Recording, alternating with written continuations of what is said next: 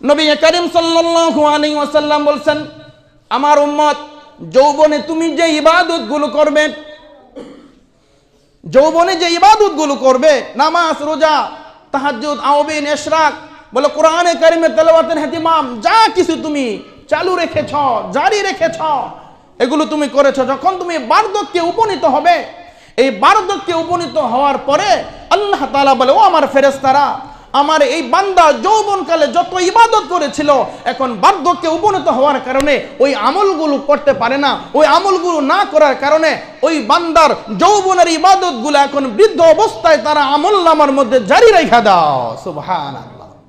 ও যুবক, তোমার কাছে মৃত্যু আসবে না, আজরাইলের সাথে কোনো চুক্তি আছে? কোনো চুক্তি নাই যুবক। দাদা নাতি একই প্লেটে খাচ্ছে, নাতি চলে যাচ্ছে, বাবা ছেলে একই সাথে খাচ্ছে, ছেলে চলে যাচ্ছে বাবার আগে। আহা, এর জন্য বলতেছে যৌবনের কদর করো। যৌবনের ইবাদত আল্লাহ তাআলার কাছে অনেক দামি।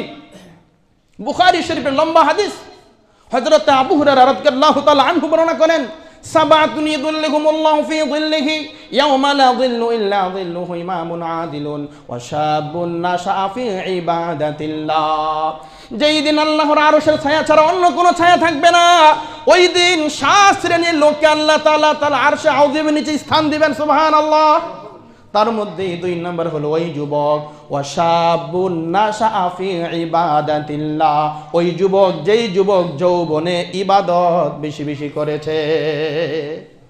তাহলে সুনানে তিরমিজির কথা হলো, যুবক যৌবনে যে ইবাদতগুলো চালু রাখবা, যে আমলগুলো চালু রাখবা, সরকারি চাকরির মতো চাকরি থেকে অব্যাহতি দেওয়ার পরে যেমন পেনশন বয়ে পাইতে থাকো, বলে যুবক বৃদ্ধ অবস্থায় ওই আমলগুলো পাইতে থাকবা। এই জন্য যৌবনের কদর করো।